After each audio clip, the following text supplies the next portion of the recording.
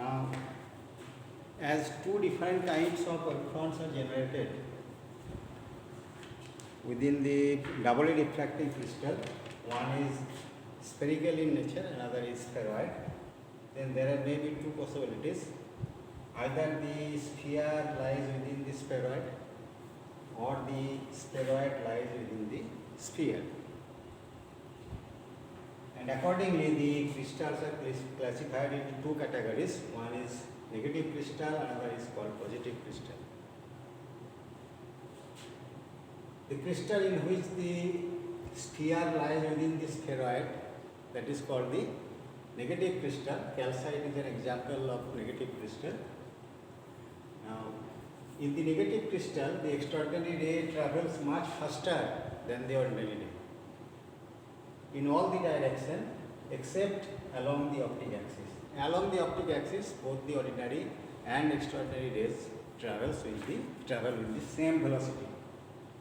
Now, as the refractive index is inversely proportional to the velocity, then in that case, if mu 0 is the refractive index of the ordinary ray and mu e is the refractive index of the extraordinary ray, then in that case mu e will be less or equal to mu 0. Along the optic axis, mu 0 and mu e will be equal. In all other directions, the mu e is always less than mu 0, or mu 0 is greater or equal to mu e. Similarly, for the positive crystal, in which the spheroid lies within the sphere, here the ordinary ray travels much faster than the extraordinary ray in all other directions except the optic axis. Now, similarly, in case of positive crystal, the refractive index of the extraordinary ray will be greater or equal to mu 0. Along the optic axis, mu 0 and mu e will be equal to is same. So, accordingly, the crystals are classified. Now we consider a crystal, either a positive crystal or a negative crystal, and the electromagnetic radiation or the light is passing through it.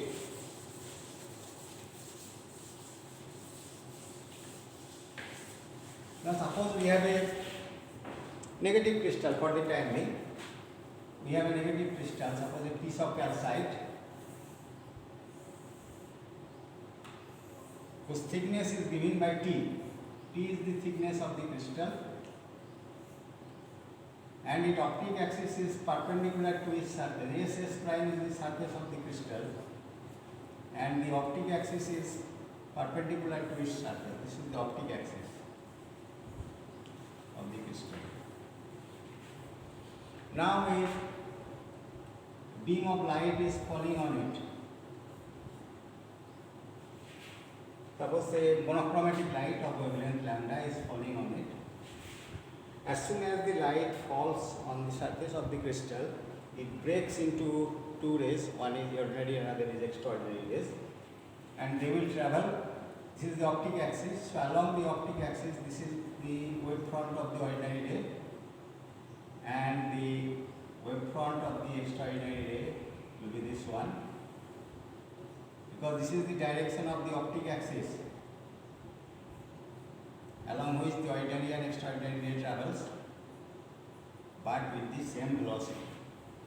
Because the optic axis is the direction along which the ordinary and extraordinary rays travel with the same velocity. Therefore, after emerging from the crystal, they will emerge at the same time from the crystal at this point. Suppose this is the point A and entry point, and this is the point of emergence B. So at B, there will be no path difference between the ordinary ray and the extraordinary ray. So for the crystal in which the optic axis is perpendicular to its surface, in that case there will be no path difference produced between the ordinary ray and the extraordinary ray after emerging from the crystal. Now the second case, if we consider the same a negative crystal, suppose a piece of calcite whose thickness is given by T, but its optic axis is parallel to its surface. This is the direction of the optic axis. This is the parallel to the surface.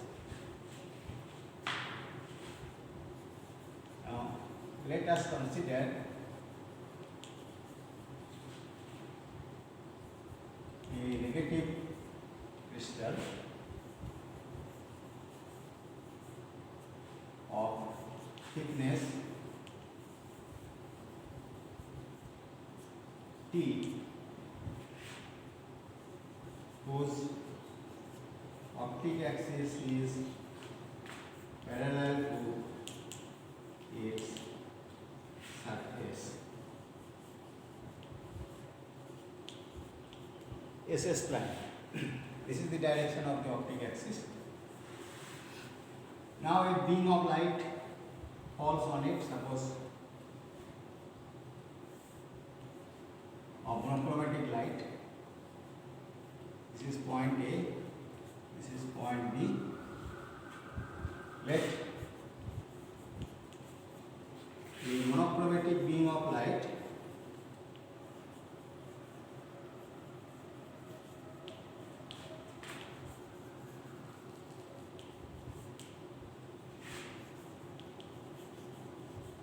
of wavelength lambda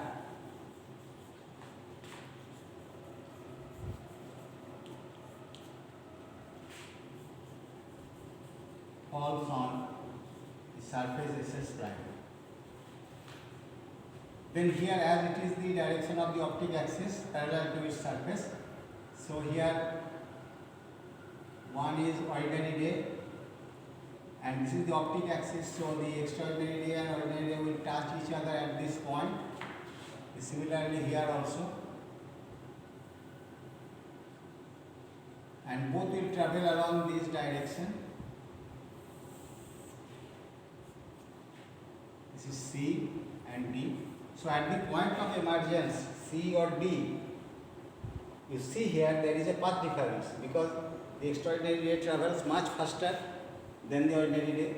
So extraordinary ray will emerge first and then ordinary ray. So a path difference is created at this point C or D. Now if the thickness of the crystal is adjusted in such a way, if the thickness of the crystal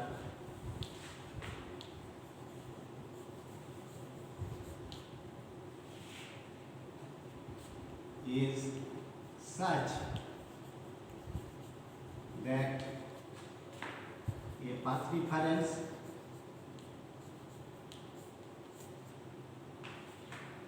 of say lambda by 4 is created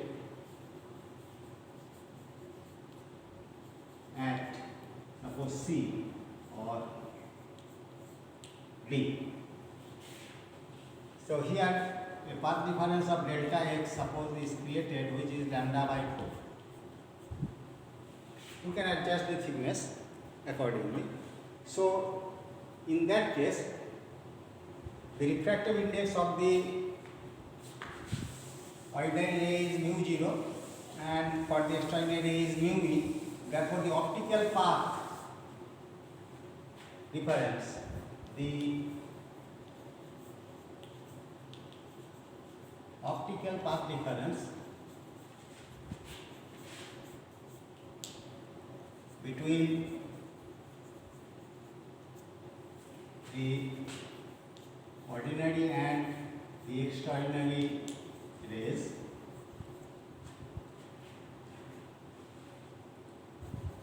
at C or D. What will be the optical path difference? Mechanical path multiplied by the refractive index of the respective ray. So for ordinary ray, the optical equivalent air path will be equal to mu 0 into T, and for the extraordinary ray, that is mu e into t, that is minus mu e into t. This is the path difference delta x.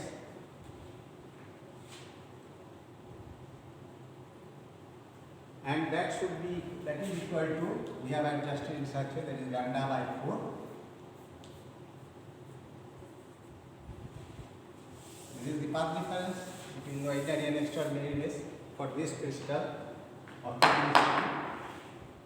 Now therefore, you take common t, mu 0 minus mu e, that is equal to lambda by 4, or thickness of the crystal in that case, lambda divided by 4, mu 0 minus mu e.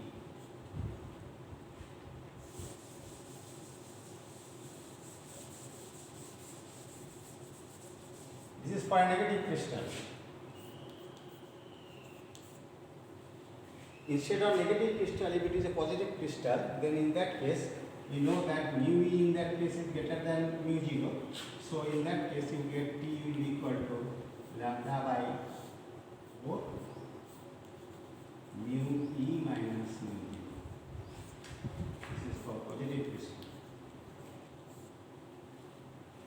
So this is the thickness of the water wave plate, because the 1/4 of a wavelength path difference is produced. That's why this type of plate is called the quarter wave plate. Now the thickness of the quarter wave plate is this one for this particular value of the wavelength. If the wavelength is changed, then its thickness will also change. Okay. For red light, it is something else. For green light, it will be different one. Now therefore this is the called the quarter wave plate, and it is very important for producing elliptically and circularly polarized lights from the plane polarized light. It is called the quarter wave plate. Quarter wave plate. Similarly, if the thickness T is adjusted in such a way that instead of lambda by 4, a lambda by 2 path difference is produced after emerging from the crystal, then in that case we say it is a half wave plate.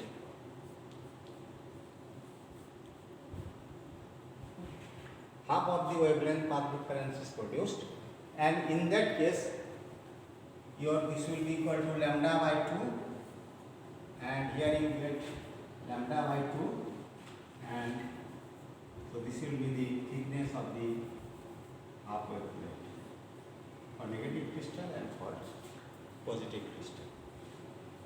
So we get two kinds of wave plate. One is quarter wave plate, which produces a lambda by 4 path difference for a particular value of the wavelength of the light, and another is half wave plate where lambda by 2 path difference is produced.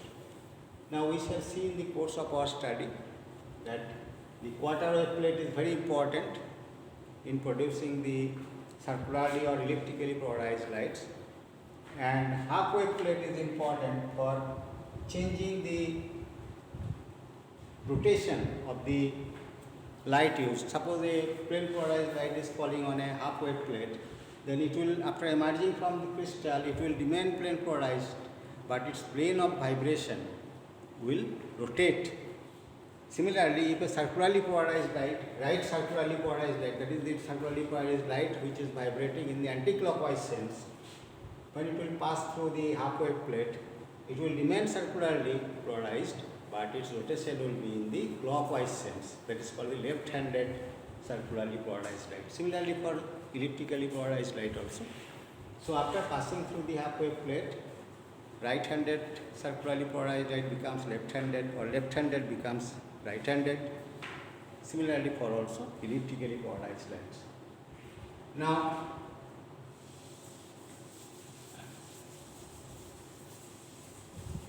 let us see mathematically what happens when a plane polarized light is passing through a suppose for the time being, negative crystal of arbitrary thickness, of any thickness, so that it can produce an arbitrary phase difference between the ordinary and extraordinary rays, then what will happen? What will be the character of the emergent light? Suppose this is a negative crystal calcite on which a plane polarized light is falling and making an angle of its vibration with the optic axis theta, which is not equal to 0 and 45 degree. Okay.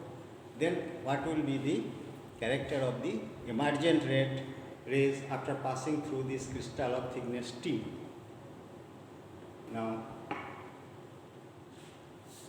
let a plane polarized light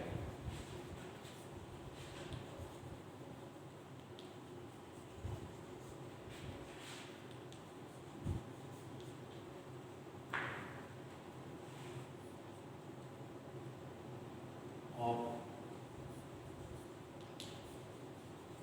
amplitude, suppose say E0, falls on a, suppose a negative crystal for the time being,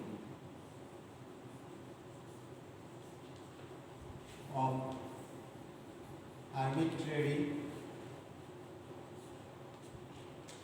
thickness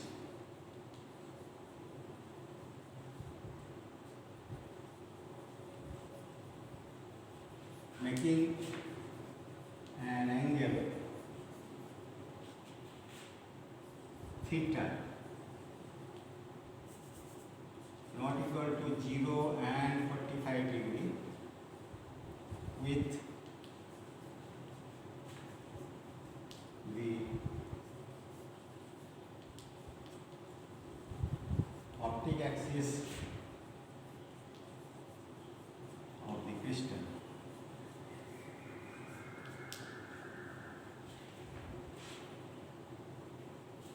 So, an electromagnetic wave is coming from a large distance. Let it be represented by, let the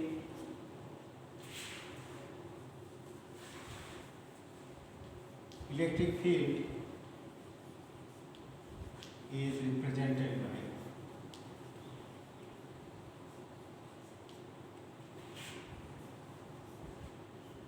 E is equal to, suppose it is moving along the z axis, E0 say cos of kz minus omega t. Omega is the angular frequency, k is the wave number moving along the z axis. Suppose this is the z axis perpendicular to the plane of the blackboard. So plane of the blackboard is the xy plane, and in that xy plane the electric field is vibrating. Now, when this electric field falls on the crystal, which is in this plane, suppose this is the surface of the crystal, this is the x and this is the y direction, and this is E0 is falling on it, the amplitude. So this E0 will decompose into two components. One is E0 cos theta, because it makes an angle theta with the optic axis, which is not equal to 0 and 45 degree, and this component E0 sin theta. Actually the component which is along the optic axis, this is actually optic axis, x axis is the direction of the optic axis, it constitutes the extraordinary ray, and the perpendicular direction to the optic axis generally constitutes the ordinary ray. So E cos theta component gives you the extraordinary ray, and E0 sin theta component gives you the ordinary ray. So when at the point of emergence, incidence, when just it falls on the crystal, so it decomposes into two components. So in that case, the x component is represented by, at the point of incidence,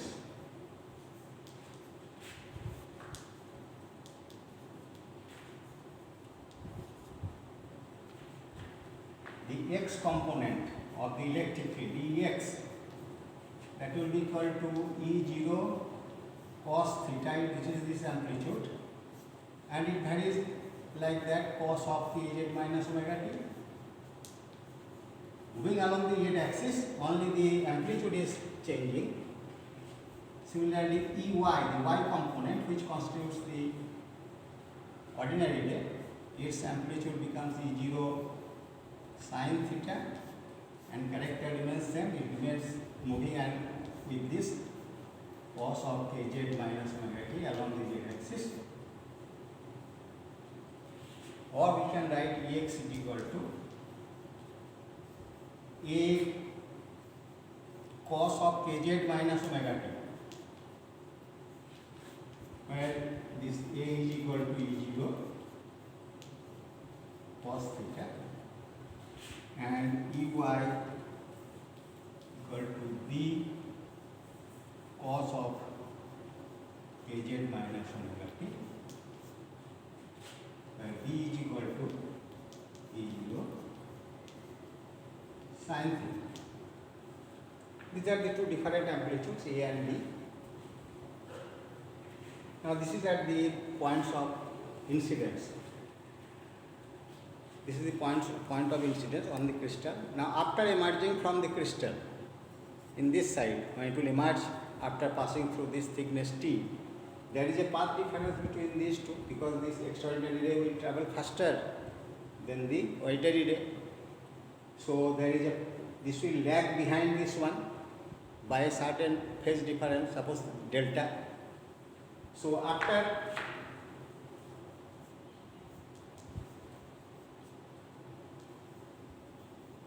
emerging from the crystal,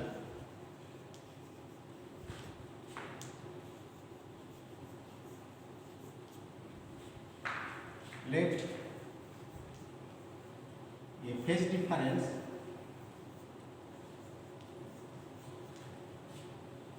of delta is introduced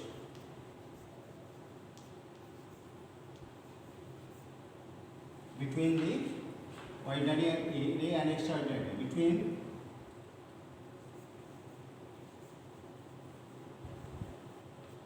the rays.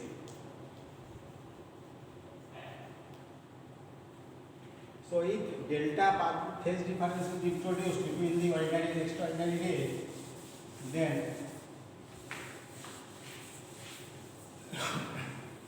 in that case the x component and y component will be, then in that case Ex, if we write say Ex, this is the extraordinary component, that is A cos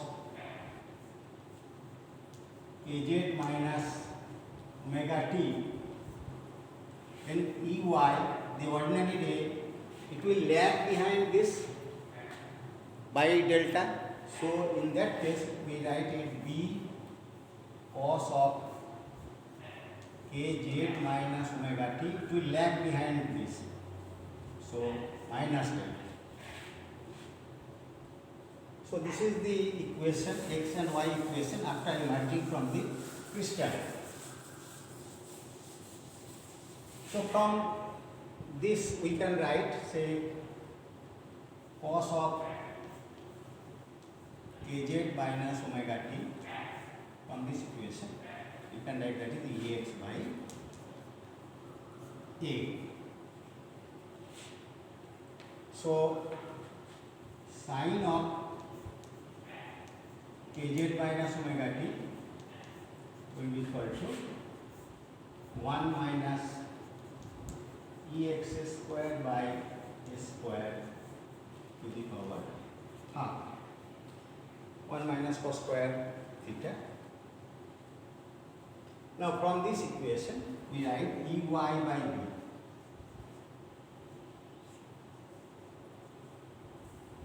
cos of A minus B or C minus D. So we write it cos kz minus omega t cos delta plus sin of kz minus omega t Sine delta. Now cos of kz minus omega t we know. Sine of kz minus omega t we know. Substitute it in this equation. So you get Ey by B.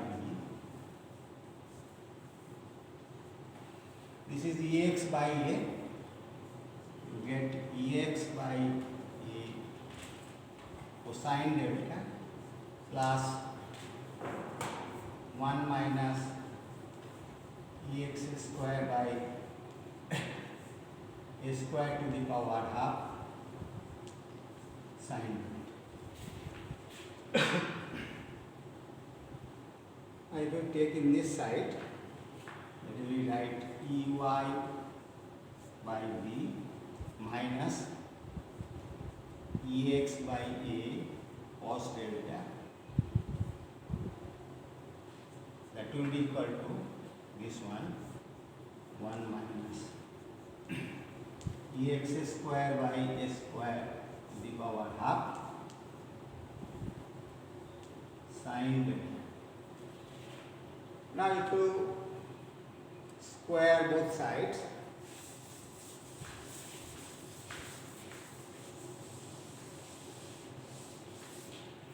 squaring both sides we get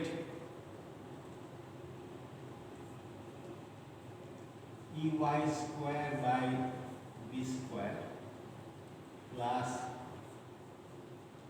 Ex square by A square cos square delta minus twice Ex Ey by AB cos delta is equal to sine square delta minus Ex square by A square sine square delta. If we combine these two terms, then you get, take this in this side and combine, you get Ex square by A square, sine square delta plus cos square delta 1 plus Ey square by B square minus twice Ex Ey by AB cos delta is equal to sine square delta. We get this equation. When these two wide line and straight line superimpose on each other, they will form this type of equation, and this is the general equation of an ellipse. This is the general equation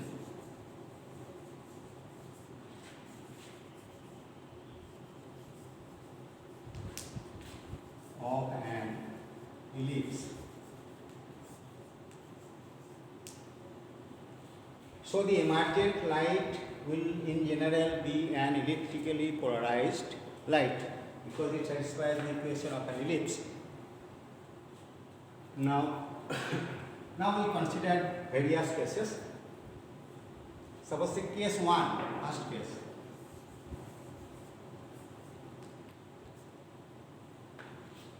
So thickness is such that say delta is equal to, suppose our delta is equal to, suppose say n pi, n equal to 0, 1, 2, all integers, either 0 phase difference or pi phase difference or 2 pi phase difference. So in that case, what will be the character of the light? Suppose the delta is equal to n pi, so sin n pi, this will be always 0. So you get here Ex square by A square plus Ey square by B square minus cos n pi. Cos of n pi is equal to minus 1 to the power n. Cos pi is minus 1. So it is minus 1 to the power n twice Ex Ey by AB is equal to 0. So we can write it as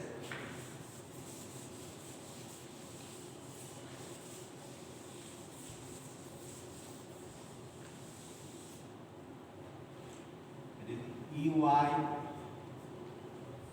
by B minus 1 to the power n Ex by A whole square equal to 0. This is the whole square of this. So we write Ey by B is equal to minus 1 to the power n Ex by A, or Ey equal to minus 1 to the power n B by A Ex. Y is equal to mx, equation of a straight line. So it represents a linearly polarized light or plane polarized light. Linearly polarized light.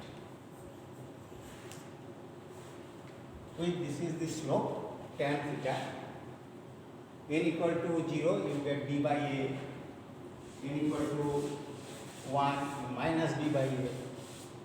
So when the delta is equal to n pi, either 0 or 1, pi or 2 pi, 3 pi, then in that case the emergent light will be a plane polarized light is falling on this, and the emergent light will also be plane polarized. Now this case 2, second case, say delta is equal to n plus half pi. N is again integer, 0, 1, 2. So either pi by 2, 3 pi by 2, 5 pi by 2.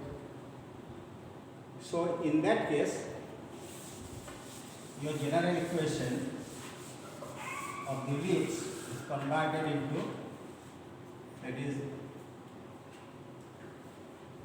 Ex square by A square plus Ey square by B square. Then cos delta term, cos of say pi by 2 or 3 pi by 2, 5 by, that term will not be there, and you get, this is 1 sin square delta. So it is very well known to all of you, that is equation of an ellipse with semi-major and semi-minor axis A and B.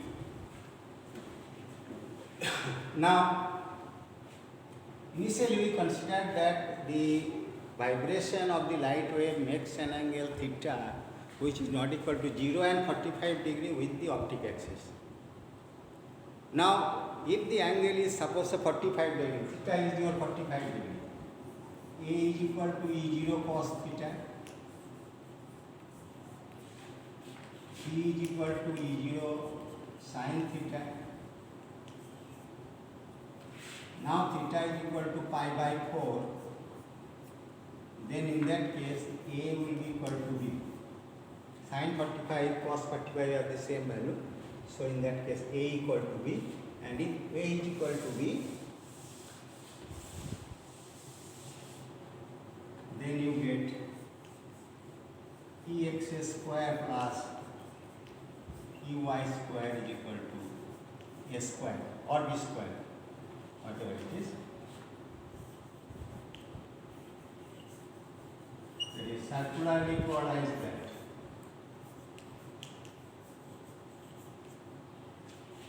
So, if the frequency of the vibration of the light or the direction of the electric field makes an angle theta with the optic axis, suppose this is the optic axis, and it makes an angle theta 45 degree with the optic axis, then both the x and y components will be same, and the emergent light will be equal to electrically polarized light if the phase difference is delta is either pi by 2 or 3 pi by 2 or 5 pi by 2. like this. And if theta is not equal to 45 degree or 0 degree and delta is pi by 2, 3 pi by 2, 5 pi by 2, the emergent light will be elliptically polarized light. Because we know that the ellipse is a particular case of a circle. So if the semi-major, semi-minor axis will be same, it will be converted into circle. So this is the case. So now we draw the diagram for different stages.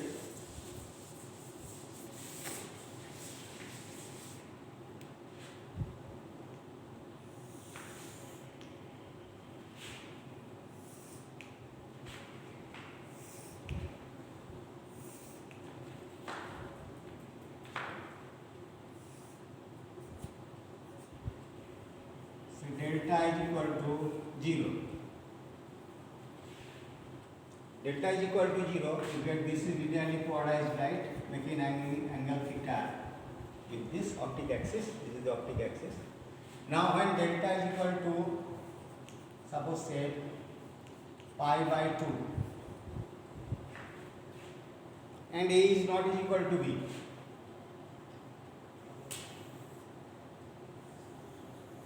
then you get an elliptically polarized light, and if A is equal to B, then you get a circle. And in that case, the rotation of the tip of the electric field, resultant electric field, will be in the anti-clockwise sense. So we say it is a right elliptically polarized light. If the rotation of the tip of the resultant electric vector is in the anti-clockwise sense, then it is called the right-handed motion. It is right elliptically polarized. After that, the delta is equal to pi by 2. Here, sorry, pi. So this is the linearly polarized light, and see here the direction is changing. So this is the angle.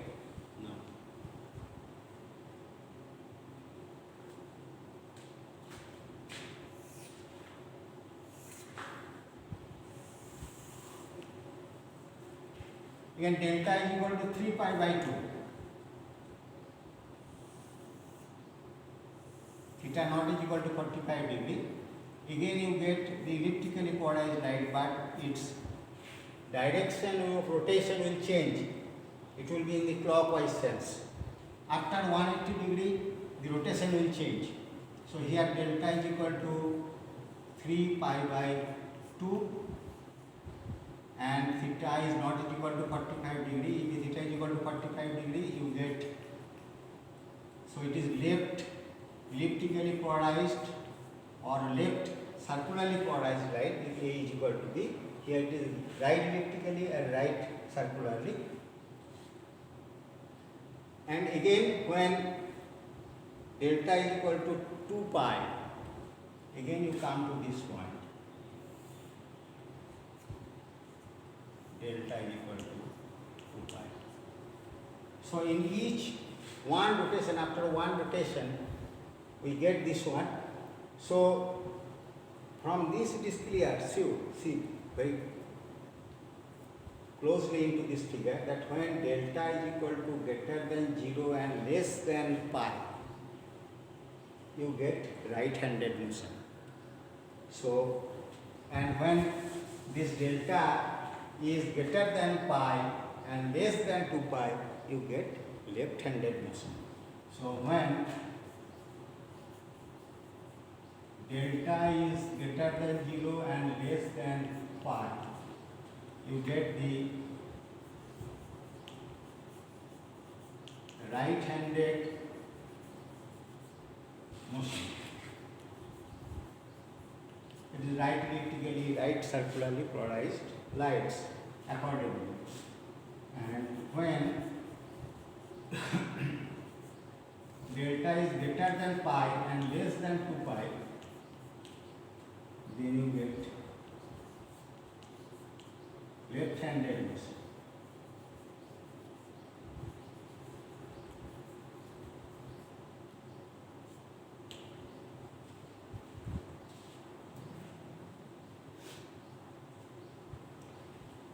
So in doing problem, you just remind this trick.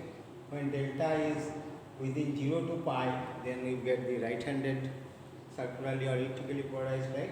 When delta is in between pi and 2 pi, then you get the light which is left-handed, elliptically or circularly polarized.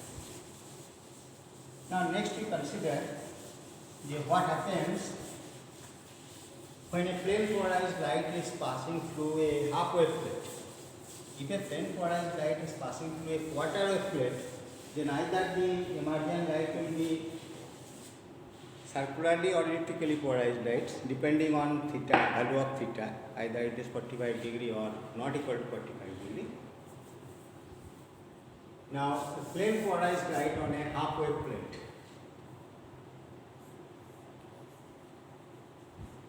Plane polarized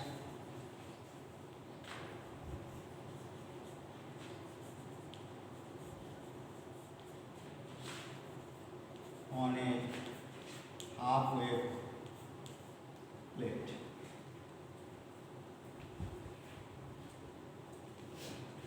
Half wave plate means the thickness of the crystal is such that a lambda by 2 path difference or the equivalent pi phase difference is produced between the ordinary and the extraordinary. Now let the electric field is represented by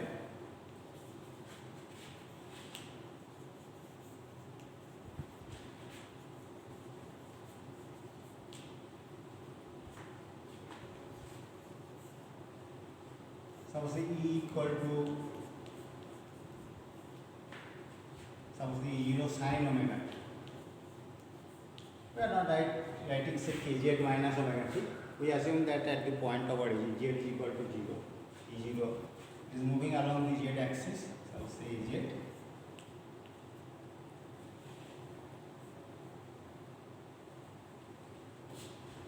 Z axis is the perpendicular to the plane of the blackboard. This is the x axis and this is y axis. This is the direction of the optic axis. So E0 is here. So E0 cos theta, E0 sin theta components will constitute here. So the x component at the point of emergence, the x component Ex is equal to A sin omega t, A is equal to E0 cos theta, and the y component Ey B sin omega t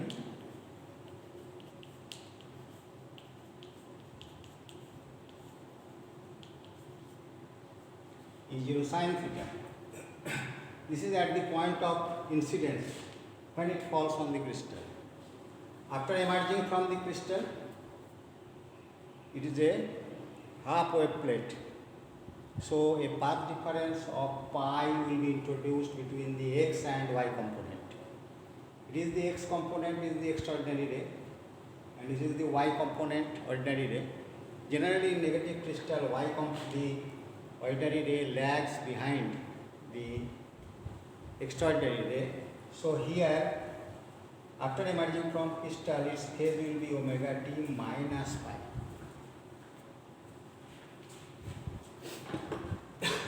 Now, therefore, after emerging from the crystal,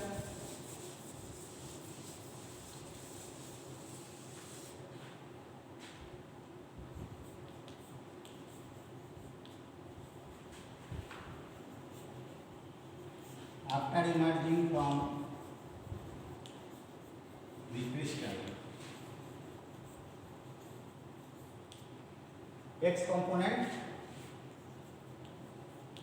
we write it as it is a sin omega t. So the y component will lag behind it by a phase phi, that is omega t minus phi. Sin of omega t minus pi, that is sine of minus sine of pi minus omega t, that is minus p sine omega t. So in this case, E y by Ex is equal to minus b by E.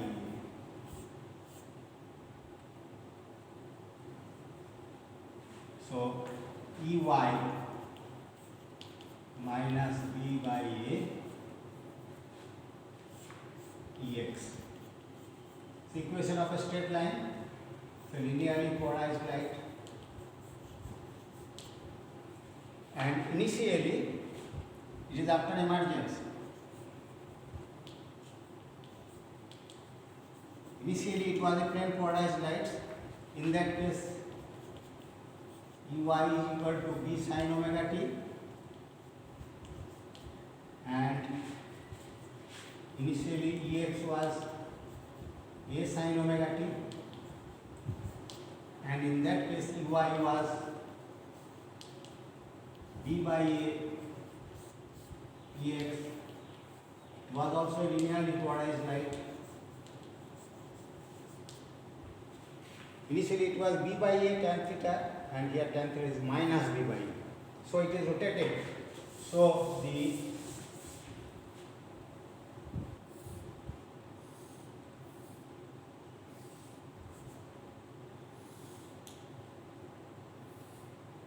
initially it was the case. This is the theta b by A. Now after passing through the halfway plate, this is the case. Again linearly polarized light, but the angle is rotated. So angle is rotated by 2 tan inverse b by A. Theta is equal to tan inverse b by A, so the difference between them is 2 tan inverse b by A. So when a plane polarized light is passing through a halfway plate, its character remains same, remains plane polarized, but its plane of vibration or plane of polarization will rotate by this angle. Similarly, if a left circularly polarized light will pass through a halfway plate, then due to introduction of another pi phase difference, it will be converted into a right circularly polarized light. Nature will not change, circularly remains circular, but right-handed motion will go to left-handed motion. Similarly, for elliptically polarized light also, right-handed elliptically polarized light is converted into left-handed polarized light. Okay.